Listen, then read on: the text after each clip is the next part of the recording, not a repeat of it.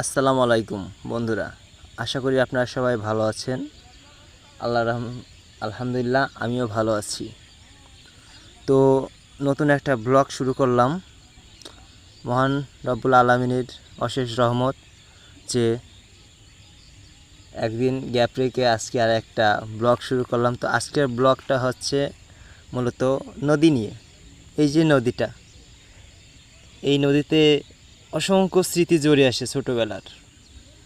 তো সেই স্মৃতিগুলো মনে করলে এখন শুধু কান্না পাই যে ছোটোবেলায় কত স্মৃতি।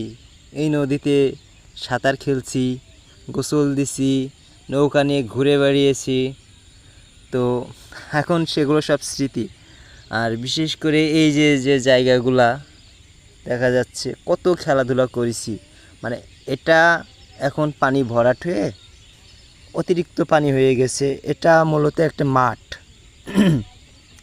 নদী মূলত চলে যাচ্ছে ওই যে কচুরি পানাগুলো আছে ওগুলাই নদী, আর এই সাইডে পুরাটা হলো মাঠ, খেলার মাঠ বলতে পারেন, ধানের মাঠ বলতে পারেন, বা বিভিন্ন গরমকালের শীতকালীন সবজি চাষ হয়। আর এবছর এত পরিমাণ পানি উঠেছে আমাদের এই যশোর জেলাতে, বিশেষ করে আমাদের এই শার্শা থানায়, যে বলে বোঝাতে পারবো না। তো এবছর আমাদের চাষি ভাইরা প্রচুর পরিমাণ লস করেছে। যাদের একটু উচ্চ জমি আছে ওরাই একমাত্র লাভবান হতে পেরেছে, আর যারা একটু নিম্ন শ্রেণীর প্রচুর পরিমাণ লস, তাদের লস প্রজেক্ট এক কথায়। তো ঘুরতে ঘুরতে চলে এলাম নদীর পাড়ে, আর নদীর পাড়ে আসলাম। আর বিশেষ করে এই যে সূর্যটা, কত সুন্দর সূর্যটা দেখা যাচ্ছে। আমি যদি একটু করে দেখাই জুম করে, মানে গোধূলি লগ্ন কাকে বলে বোঝা যাচ্ছে। দেখুন পানির নিচে সূর্যের যে লাল আবরণটা কত সুন্দরভাবে সিঁদুর রং ধারণ করেছে।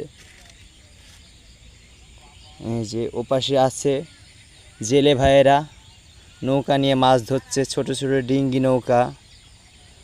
আর এপাশে ভারত, মানে ভারতের উত্তর 24 পরগনা জেলা পড়ছে এই সাইডে, বনগাঁ থানা। তো বনগাঁ থানার এই যে কাঁটাতার বিশিষ্ট